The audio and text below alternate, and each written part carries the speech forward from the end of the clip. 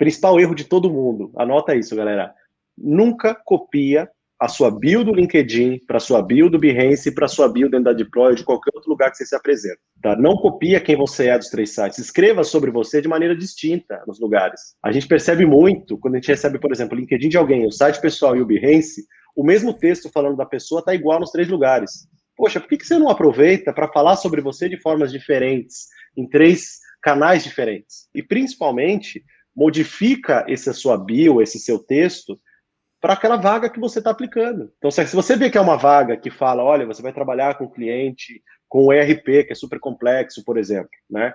Se você tem isso no teu histórico profissional, molda aquela sua pequena apresentação a teu respeito, falando, olha, sou o Fernando, tenho 30 e poucos anos, e nos últimos anos trabalhei 10 anos na SAP, com projetos de ERP, complexidade alta, tal. Então, assim, puxa o interesse do recrutador, com poucas palavras, colocando alguns termos que têm a ver com a vaga que ele publicou ali, né? Agora, se você pegar e colocar o mesmo texto em 3 lugares, por que o Leandro está falando 3 vezes que ele é a mesma pessoa desse jeito para mim? É, Né? e assim, É básico também. você realmente tem essa oportunidade e o LinkedIn não dá muito para mexer. O LinkedIn, você vai aplicar para 10 vagas. Você não vai poder mudar o seu LinkedIn Claro 10 que vezes não. para cada aplicação, mas o currículo você pode. O currículo ele vai Exato. ter lá informações completas sobre você, onde você estudou, que cursos você fez. Beleza que tem o curso de designer gráfico lá no LinkedIn e depois você fez outro curso de UX. Só que no seu currículo que você vai aplicar para UX design, você vai colocar só o curso de UX, por exemplo. A não ser que seja uma vaga bem claramente visual. Aí, de repente, o lance lá do design gráfico pode ajudar. Mas o seu currículo, você tem a oportunidade de ver o que a vaga está pedindo. A vaga está pedindo lá teste de usabilidade, está pedindo protótipo. Você não vai colocar uma outra parte que não é isso e também não pode deixar de colocar isso. Se É você lógico. nunca fez um teste de usabilidade, poxa, vai correr atrás de fazer um teste. Nem que seja pegar um case e tentar resolver algum tipo de problema de algum conhecido, enfim. Busca algum trampo que Exato. você possa aplicar. Primeira oportunidade, pum, manda um teste de usabilidade lá. Ninguém precisa nem te pedir. Eu sempre recomendo que você molde seu portfólio para aquela vaga. Por exemplo, digamos que você é um designer gráfico e trabalhou com a Natura e com a Latam, por exemplo. Sei lá, com 2 empresas grandes. E você fez os projetos lá como designer gráfico para essa empresa. E hoje você migrou para UX, fez alguns cases, trabalhou com algumas startups e está buscando aí uma vaga no mercado legal. O que naturalmente as pessoas estão fazendo? Elas mantêm um portfólio recheado de projetos de design gráfico e com empresas relevantes e coloca lá no Behance, tudo junto. UX, UI, ilustração e os trabalhos que ela fez lá para a Latam e para a Natura, por exemplo. Quando o recrutador recebe esse portfólio, ele vai olhar essas 2 marcas e falar, nossa, pô, o Leandro trabalhou para a Natura e para a Latam, deixa eu olhar, pô, ele fez um banner, pô, ele fez um cartão de visita. Esse cara é muito mais design gráfico do que UI ou do que UX, próximo. Né? Então, eu sempre recomendo que as pessoas peguem o portfólio, entendam que o seu portfólio ele é um ser vivo, sabe? Então, você tem que mexer e adaptar os seus materiais do seu portfólio conforme a vaga que você está aplicando. Se você já teve experiência, por exemplo, no segmento financeiro, e você está aplicando para trabalhar no Nubank, por exemplo, elenca os teus projetos que têm a ver com o Nubank e deixa ele em destaque no teu portfólio, seja no Behance ou no site pessoal. Não adianta você querer disparar o mesmo material para um monte de vaga com requisitos e demandas diferentes e esperar o mesmo resultado. Não vai acontecer. A possibilidade de alguém que fez esse mínimo trabalho de destacar o portfólio do portfólio, aqueles materiais que tem mais a ver com a vaga, ele vai pegar o teu lugar. Ele vai seguramente passar na sua frente. Né? Antigamente, os portfólios eram cheios de resultado final. Né? Então, é importante você contar uma história para o recrutador. E essa história também não pode ser muito longa, não adianta você escrever uma Bíblia. Você tem que colocar alguns elementos, né, em destaque para mostrar que você fez aquela pesquisa assim, que você usou a metodologia Y, né, que você estruturou a persona assim, assado, né, e contar essa história para o recrutador. E uma coisa que eu complemento, né, quando a gente está aplicando para uma vaga, a gente tem que pensar em quem está recebendo o nosso portfólio. Em que momento essa pessoa está recebendo? A pessoa que está recebendo o portfólio, quando a gente abre uma vaga, ela está recebendo uma tonelada de portfólios, de pessoas que estão capacitadas para a vaga, de pessoas que não entenderam o descritivo e estão mandando mesmo assim, de pessoas que não têm nada a ver com a vaga, mas acharam o e-mail de um recrutador, então eu vou mandar meu currículo de qualquer forma. Então, quando a gente está abrindo o portfólio de alguém, a gente tem ali, 30 segundos para ser chamado a atenção e falar, opa, quero perder aqui e gastar 1 minuto no portfólio dela. né, dessa pessoa. Então, agora sim me chamou a atenção. Então, para chamar a atenção, o que você tem que colocar? Uma história bem contada. Você tem que mostrar, pelo menos, que seu portfólio não está cheio de tela de resultado final e que não está misturado, por exemplo, o design gráfico DA com projetos de UX e UI. E aí a profundidade disso vai de cada caso, né? Eu sempre falo, é uma coisa que até meu sócio Mal, né, fala bastante, é que você tem que deixar um gostinho de quero mais para o recrutador, né, para que ele olhe o primeiro e fala, opa, gostei, deixa eu ver o segundo, nossa, tá legal também, deixa eu ver o terceiro, putz, incrível, deixa eu falar com essa pessoa, vou guardar e vou chamar ela para uma entrevista. E aí lá você discorre mais e apresenta com mais profundidade, caso necessário, né? Os dois polos eu acho extremo. Você colocar uma Bíblia enorme, falar, meu, peraí, o cara não vai ter tempo de ler aquilo tudo, e você colocar só a tela, só o resultado final, também não vai ser também nada proveitoso, né? E um ponto que eu acho principal, pensa no seu portfólio enquanto você estiver fazendo o projeto. Se você, durante o projeto, começar a falar, opa, isso aqui é legal, eu vou guardar para o meu portfólio, já separa. Ou isso aqui também, já separa. E aí você vai tendo arquivo para poder mexer no seu portfólio e começar a trabalhar e manter ele sempre atualizado. Se não, imagina, você vai pegar agora, Leandro, um projeto que você fez em 2014. Você tem que ser muito organizado para conseguir ter todas as informações e fazer alguma coisa de qualidade. Quais são os principais erros que você vê assim, que dá na cara, principais erros no momento de uma entrevista que elimina os candidatos? De uma entrevista ou de uma aplicação de portfólio? Vamos lá, vou começar com a aplicação antes da entrevista, né? Cara, primeiro, não respeitar os requisitos da vaga. E isso já é algo que prejudica muito quem está contratando. Ó, já vai de acordo com a pergunta do Fernando aqui, ó. Quais são os pré-requisitos para ser UX designer? Então, assim, primeiro, não respeitar o requisito da vaga. Se você não tem a senioridade para aquela vaga, né, não tem por que você aplicar para aquela vaga. Eu acho que você pode depois mandar um e-mail para o recrutador, se você tem um e-mail, e falar para ele, olha, estou começando na área, se abrir uma vaga, me avisa, tal, olha aqui meu portfólio. Mas, assim, você aplicar para aquela vaga simplesmente tentando conquistá-la de alguma forma, não vai dar certo. Tá? Segundo, se apresentar de forma errada. Eu recebo muito e-mail que não tem nenhum bom dia. Sabe? O cara simplesmente dá um Ctrl+C, Ctrl+V no currículo ali e aperta o Enter e manda o e-mail. Né? E quando eu abro, não tem nada de UX no portfólio. Não tem nada relativo à vaga no portfólio. Então, assim, isso já mata a pessoa. Né? Já fala, meu, não dá, pelo amor de Deus. Né? O oposto também ocorre. Né? Tem gente que coloca uma história ali de 5 páginas no e-mail, né? E mesmo assim não tem o requisito para vaga. Então, a primeira coisa, eu acho que você tem que ter ciência se aquela vaga é para você. Porque imagina se você pega uma vaga dessa. O que vai acontecer? Imagina se você passa nos processos das entrevistas todos, né? Se você passar, claro, fazendo um cenário hipotético aqui, né? Você não vai conseguir aplicar. Imagina se o tanto de design gráfico que eu recebo de portfólio eu coloco numa vaga de UX e falo para ele fazer qualquer coisa relacionada a UX, uma pesquisa, conversar com o usuário, não vai conseguir.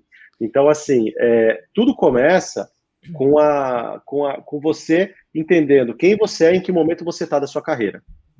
Ok, quando você vai mandar o teu currículo para uma empresa, né, teu portfólio para uma empresa, faz o que eu falei anteriormente, molda o teu portfólio para aquela vaga, né? Então, falando como erro, que você perguntou quais são os erros, é sair tendo um currículo portfólio metralhadora, disparando para tudo quanto é vaga, non-stop, né?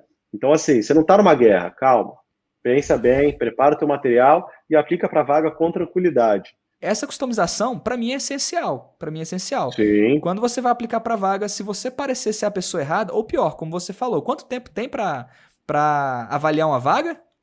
Para avaliar uma vaga, não, desculpa, para avaliar um currículo? Um currículo? Eu, particularmente, assim, é porque meu trabalho é ficar avaliando os currículos, né? Então, assim, eu dedico tempo, olho, tento responder todo mundo que mandou um currículo que não tem nada a ver com o que a gente pediu, indicando ele alguns artigos para melhorar a postura dele. Claro que às vezes não dá para responder todo mundo, alguém passa, mas se você pega o dia a dia de algum gestor da empresa, né, que está ali atolado de trabalho, projeto atrasando, time sobrecarregado, o diretor pisando na cabeça dele ali para trazer resultado e para entregar o projeto, e essa pessoa vai parar para olhar um portfólio, ele vai pegar ali, que é 30 segundos, 50 segundos, viu ali, Leandro, que você mandou um interessante próximo, opa, o do Vinícius aqui, legal, vou guardar, vou ver com mais cuidado daqui para frente, olha aqui o da Eva, opa, legal, o da Eva dá para guardar aqui, vou olhar com mais calma, né? Se você não brilhar os olhos da pessoa na hora ali, naqueles 30, 50 segundos, esquece, você não vai olhar. Ah, então legal. Olha só, hoje a gente viu uma apresentação da Ana Zil, ela fez um case de portfólio e o case dela era grande. O case dela era um case de mais ou menos 7, 10 minutos. E o recrutador não vai ter tempo, né? Vocês não têm Não. tempo de analisar todo esse conteúdo. E ela tem uma parte que ficou muito boa de UX Writing. Aí o que ela fez? Ela separou só a parte do artigo de UX Writing, e aí quando são essas vagas de UX Writing, ela tem toda essa parte para mandar só daquele ponto específico. Então isso é uma estratégia que você acha que é válida? Você fazer versões diferentes de um mesmo portfólio para aplicar para diferentes vagas, dependendo do que elas pedem? Sim, pode ser, né? Dois pontos que eu falo. Primeiro, não tenta inventar a roda também, né? Não tenta querer complicar o que não precisa ser complicado, né? Você tem que moldar o seu portfólio para as vagas que você está aplicando, né? Mas, claro, você não vai conseguir moldar tudo. Por isso que eu comentei no início, Leandro, que você tem que colocar alguns highlights do processo que está no seu portfólio para chamar a atenção do recrutador, e você, dentro desse highlight, você pode discorrer um pouco mais sobre esse processo, se for necessário, né? Não adianta você querer mostrar tudo também, e também não adianta você esconder outras partes. Por mais que aquela vaga, por exemplo, você está aplicando uma vaga de UX Writer, né? Claro que você tem que mostrar mais conteúdos nesse sentido, né? Não que você tenha que esconder as outras partes de UX que você trabalhou, né? Mas você tem que dar mais ênfase para isso, né? Então, se a vaga de Writer, não tem por que você dar destaque, por exemplo, nos testes de usabilidade que você fez, né? Tem que moldar um pouco para que facilite também a vida de quem está recebendo, né? Cara, para a gente não importa a plataforma que você está fazendo o portfólio, importa o conteúdo que está lá. E assim, se você não tem domínio em Webflow, não gasta tempo fazendo portfólio em Webflow, sabe? Um ponto que eu sempre falo, Dribbble não é plataforma de portfólio para mim, não é. Porque o Dribbble eu consigo ver uma foto ali, como se fosse um Instagram, sabe? Eu vejo uma foto por projeto ali. Eu quero ver profundidade. O Behance, se você colocar a história do teu projeto no Behance, show. Se você me mandar um PPT bem estruturado, lindo, sabe? Se você fizer um site super megalomaníaco, legal também, se o conteúdo estiver bacana, né? Então, o conteúdo é muito mais válido do que a forma como você apresenta. Eu já contratei gente com um PPT básico, meu, branco e preto, com conteúdo lindo, conteúdo super bem montado, né? E já descartei gente com site super bem estruturado ali, só que sem conteúdo, né? Então, quem que gastou mais tempo ali para fazer o quê, né? Para quem está começando, sem dúvida, perder tempo com a plataforma, ao invés de perder tempo com o conteúdo do trabalho que foi feito, não faz o menor sentido. Não faz sentido. Você começa a fazer sentido você se preocupar em ter um site próprio para organizar todos os seus cases. De repente, a partir do segundo, terceiro portfólio. O primeiro, você tem que tratar de contar a sua história bem contada ali, destacando os seus principais desafios e como eles foram resolvidos. Né? E durante a entrevista, seja quem você é. Primeiro, dê espaço para o recrutador falar. Às vezes eu percebo que em algumas entrevistas o candidato ele fica um pouco nervoso, fica afoito e começa a falar, não para nunca mais, né? Então, assim, você fica tranquilo, é um bate-papo, cara, é informal, sabe? A gente, nas entrevistas que a gente faz na Deploy, né? E, assim, é uma conversa super informal, como a gente está tendo aqui, não precisa ficar nervoso, sabe? Conta quem você é, deixa espaço, desperta o interesse do recrutador também, né? Outro ponto, durante a entrevista, separa um material seu, deixa engatilhado ali para compartilhar a tela. O erro seria, né, você não ter nada para apresentar na hora da entrevista. Não tenta mostrar aquilo que você não é, sabe? Tipo, seja sincero. E outra, principal, não perguntar. Tem muita entrevista que a gente faz que o entrevistado não pergunta nada, o candidato à vaga não pergunta absolutamente nada. Meu, pergunta alguma coisa, como é que está dividido o time aí internamente, como que é a maturidade da empresa, né? Esse é um projeto que já está em andamento, é um projeto novo, sei lá, vou ter contato com o time de desenvolvimento, sabe, ou vou ter contato com todos os stakeholders envolvidos nesse projeto, mas pergunta alguma coisa. A sua pergunta diz muito da sua senioridade. Cara, eu concordo demais com você e todos os pontos que você colocou, porque realmente esse lance, por exemplo, de você chegar e não ter nada para perguntar, e isso não é nada improvisado, não. Isso você leva pronto. Então, em casa, cara, você tá lá estudando a empresa.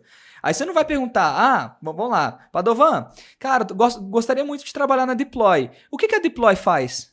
Porra, você não Exatamente, vai não fazer uma existe pergunta isso. dessa, né? Você tem que ter estudado a empresa antes, tem que ter estudado a cultura da empresa, você tem que levar perguntas que você não conseguiria encontrar no site, não conseguiria encontrar no LinkedIn da empresa, não conseguiria encontrar nas redes sociais da empresa.